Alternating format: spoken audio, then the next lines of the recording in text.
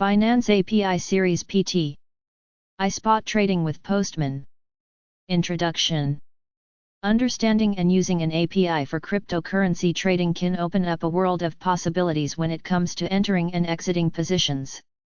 With some simple coding knowledge, you can plug into an exchange's backend to automate your trading strategies.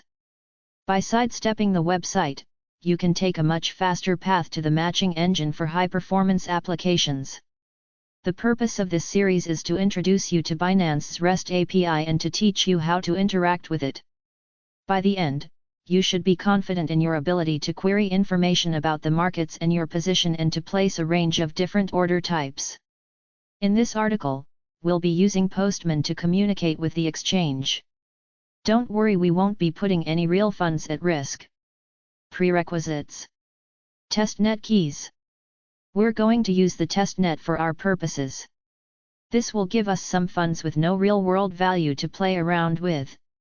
They function in exactly the same way as real coins and tokens, so once you're comfortable with the API, you can start to use it to trade real funds. Start by heading over to the Spot Test Network. To get access, you'll need to log in with a GitHub account. Create one if you haven't already. Click Authenticate and sign in via GitHub. Under API keys, you'll be informed that you don't have keys registered. Click on Generate HMAC_SHA-256 key to create a pair. On the next screen, give the keys a label. Call them whatever you want and hit Generate. You're presented with two keys, the API key and the secret key. It's important that you record these now. You'll need to start the key creation process again if you don't. We recommend storing them on your machine's Notes app for easy copy-pasting later. Note: labeling your keys is something worth doing when using the real exchange in order to manage different keys. Your account can have multiple keys with different permissions. If you're running several trading bots, using separate keys with descriptive labels makes it easier to manage permissions or delete individual keys without changing all of your bots. Downloading and installing Postman. Postman is an API collaboration platform. It's a perfect starting point for us. We'll have access to collections of Binance requests that we'll test without needing to write a single line of code. The program is available for Mac, Windows, and Linux. Head over to the Downloads page and download the .zip file. Once that's completed, locate it in your File Explorer and install it. Fire up the application, and we're good to go. Note that you can create an account to log in, but it isn't necessary.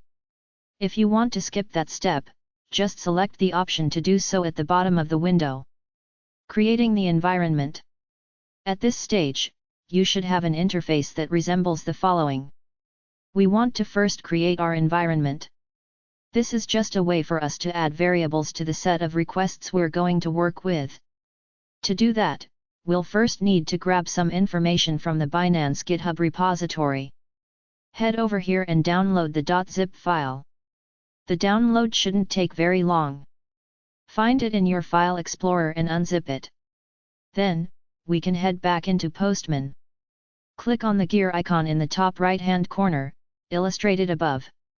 You'll be greeted with a Manage Environments pop-up. Select Import, and navigate to the folder you've just extracted, Binance Postman API. Enter it, then enter the Environments folder. You'll now see two files, one for mainnet and one for testnet. The one we're after is Binance_com_spot_testnet_API.postman_environment.json. Make sure you've got the correct one because our keys won't work with the other. Almost there. Click on Binance Spot Testnet API, and you'll see the variables below. Edit the two parameters outlined in red by pasting in the keys you saved earlier. Click Update and exit out of the pop-up. On this screen, leave the timestamp and signature fields blank. These two values will be automatically created upon each request. There's one last thing to do. To the right of the gear icon we clicked to set up the environment earlier, you'll see a drop-down menu that currently says No Environment. Click it and select Binance Spot Testnet API. Importing the collection. Now we're going to import the collection. This is an extensive assortment of requests that do the heavy lifting for us when we're making calls. To load it into our environment, click Import in the top left corner. In the pop-up, under the File tab, select Upload Files. We're looking for the Binance Postman API folder again. Locate and open it. This time, enter collections in the subdirectory. There are two files here again. One is for working with the Futures API. But we're working with the Spot one, so you'll need to select the Binance_spot_API_v1.postman_collection.json file. You should now see a confirmation screen that identifies the import as being in the Postman collection format. Select Import. Under the Collections tab to the left of the window, you'll now notice that we have a folder with over 100 requests. Congratulations! We're good to go. In the next section, we'll take a look at the kinds of requests we can make. Making requests. If you expand the folders under the Collections tab, you'll see that we have a bunch of different requests we can make. From the color coding, you might note that there are three types of methods we can use. Get. The get method is used to retrieve stuff from a server. We'll use this to find out information about your account balance, asset prices, etc. Post. We'll generally use the post method to create information on a server. This is needed for things like placing orders, requesting withdrawals, etc. Delete. The delete method is a request for the server to delete information. It'll come in handy for canceling orders. Find the list of symbols and the trading rules. Time for our first request. We're going to get the symbols we can trade on the exchange and the trading rules. Get/exchange info. This one doesn't take any additional parameters. You could copy and paste that into your address bar, and you'd get a response. But for requests where we include several parameters, Postman makes it easy to see and modify them. To load up this request, select Market Exchange Information. A tab like the following will pop up. We don't need to do anything else here, so go ahead and hit Send. You'll then get a response. In the uppermost highlighted section, you'll see some important information.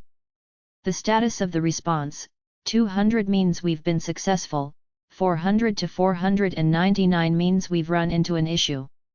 The time taken to receive the response: less than a second. The size of the response: 22 KB. In the second box is the bulk of the response. It's been pretty printed it so that it's a bit easier on the eyes. This contains information on the exchange itself, as well as the pairs you can trade and their minimum/maximum amounts. It looks like a lot of information, but the format makes it very easy to work with programmatically. When writing scripts to interact with it, you'll easily be able to pick out specific properties of specific elements from the response. Check the account balances. Let's check what assets we have, and how much of each. Get/account. This one can be found under Trade Account Information. Click on it, and you'll see a similar layout to the previous one. You'll also note, however, that we have two new variables, timestamp and signature. The signature is a security measure. Because we're now asking for sensitive information, it will prove that we're the account holder. The timestamp tells the server when the request was sent. Because networks can be unreliable or face downtime, the server might receive our request much later than intended. If too much time has passed, it will reject the request. You can specify how long you want to wait with the req window parameter, which defaults to 5000 milliseconds. Postman handles the generation of both of these fields for us. Click Send, and you'll get a response. Under Balances, you should see 6 assets: BNB, BTC, BUSD, ETH, LTC, and TRX. The balance will be split across free and locked. We haven't locked any up yet, so your assets should all be free.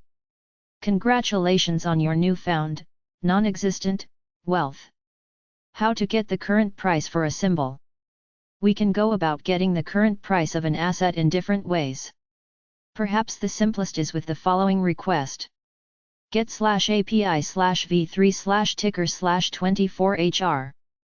As you might guess, this will give us information about asset prices from the past 24 hours. Find it in Market 24HR ticker price change statistics. The default pair we're greeted with as the symbol variable is TGUSD. You can send this straight away to see a breakdown of price information. You can also change the symbol to BNBUSD, LTGUSD, etc., or you can uncheck the variable to return data for 40 pairs. We also have a simpler call, market symbol price ticker, that returns the current price that an asset is trading at. Get/API/v3/price. As with the previous, you can change the symbol variable or remove it completely and get the latest price for all symbols. Check the current order book depth. Order book depth, also referred to as depth of market, or DOM, can tell us a lot about the market. We're going to make a call that will return some useful information. Get API/v3/depth.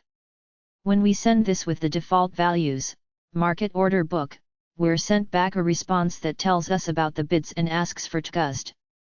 The testnet server won't yield as much data as the actual one, so below is a screenshot of what you would expect to see in a real environment. In the highlighted section above, we can see the first bid. Since we're looking at the book for TGUSD, the upper number is the price that someone is willing to pay for your BTC. Below is the amount they're willing to buy. What this says, therefore, is that this order is asking for 0.999 BTC at a rate of 9,704.65 USDT per BTC. If we continued to scroll down, we would see the offer price decrease representing buyers that would pay less. The top offer will naturally be the most attractive one if you're looking for bang for your buck. That said, if you're trying to market sell, say, 3 BTC, you'll only be able to sell 0.999 BTC for the best price.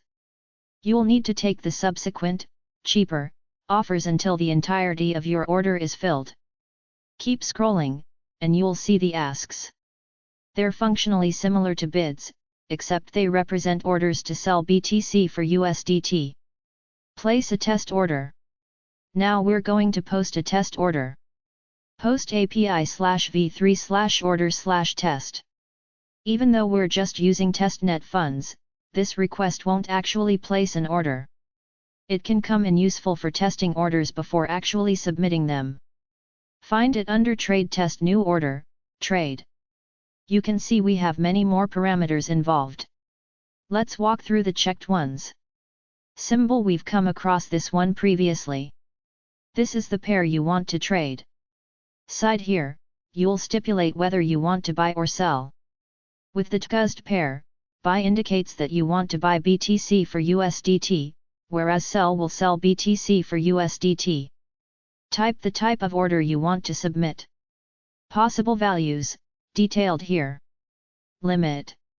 Market. Stop_loss.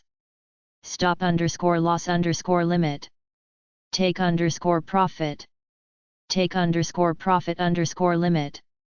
Limit_maker. Time force. This parameter expresses how you want the order to execute. GTC, good till cancelled, perhaps the most popular setup. GTC will ensure that your order is valid until it's filled, or until you cancel it. FOC, fill or kill. FOC instructs the exchange to execute an order all at once. If the exchange can't do so, the order is immediately cancelled. IOC, immediate or cancel, either all or part of the order must be executed immediately, or it's cancelled. Unlike FOC, the orders are not cancelled if they can be partially filled.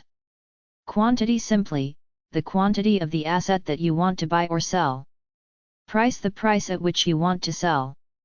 For the TGUSD pair, this is expressed in USDT. No client an identifier for the order. This isn't a mandatory field, but you can set it to an identifier that will make it easy to query later. Otherwise, it is randomly generated by the exchange. OK. Let's create a test order now. We're going to go with the automatically generated values, a limit order to sell 0.1 BTC for USDT at $9,000. Hit send. If this was successful, then we'll simply get as a response. Place a real order. Time to place a real fake order. Post/API/v3/order. Navigate to trade new order. You're familiar with test orders by now, so the parameters here will come as no surprise. Let's leave all the values as they are, but since we're permabulls, we'll change the price that we're selling it to $40,000. Tweak the price value to reflect this. Then, hit send. Your response returns a bunch of details about the order if successful. Check in open orders status. We got confirmation that the order was placed in the previous section, but what if we want to check it again later? We have a few requests at our disposal. Get/API/v3/open orders. You'll find this in trade current open orders, user_data. TCUSD is selected by default. If you hit send, you'll get all of your open TCUSD orders. So far, you should only see the one we set previously. You can choose not to specify a symbol, which will return all of your open orders instead. Get/API/v3/allorders. Trade all orders, user_data, gives you an overview of all orders, not just open ones. Here, you must provide a symbol. Order ID, start time, end time, and limit are optional parameters that can help you refine your search. We'll leave them out here, so uncheck them. Hit send, and you'll see the same response as before. If you had any closed or cancelled orders, you'd see them here too. Lastly, we can query specific orders with get/API/v3/order. Get this under trade query order, user_data. You'll need to provide either the order ID or the ORIG clientordrid, the optional tag no clientordrid you can add to orders. Uncheck order ID. For ORIG clientordrid, we're going to provide the default tag from earlier my_order_ID_1. Fill in the field and hit send to get the response. Cancel an order. After some time, we might decide that the $40,000 target is a little too optimistic, so we want to cancel it. In that case, we'd use delete/API/v3/order. Under trade cancel order is a request that will allow us to single out orders for cancellation. Uncheck order ID and no clientordrid and pass my_order_ID_1 as the value for ORIG clientordrid. When you send this request, the order will be returned. If you scroll down to status, you'll see that it's indeed cancelled. To confirm this, use the get/API/v3/open orders endpoint again, giving you an empty list, or get/API/v3/order with the ORIG clientordrid. Place an order that fills instantly. Our previous order wasn't filled because it was a limit order that would only trigger when the BTC price hit $40,000. With a market order, we're basically saying buy/sell at whatever price the asset is currently trading at. This will fill instantly. For that, let's head back to trade new order. We're going to demonstrate the response type, new order ISP type, which is a parameter we can tweak depending on the response we want to get from the server. There are three options here: ACK, result, or full. You can see examples of each response here. We're going to go with ACK, which will give us a simple acknowledgement that the order was received. Below, you can see that we're about to submit a market order to sell BNB for BUSD at the current market price. Note that the response gives us minimal information. You can verify that the order was filled with the /API/v3/allorders endpoint. Checking your trades. Let's lastly look at the endpoint for checking your trades.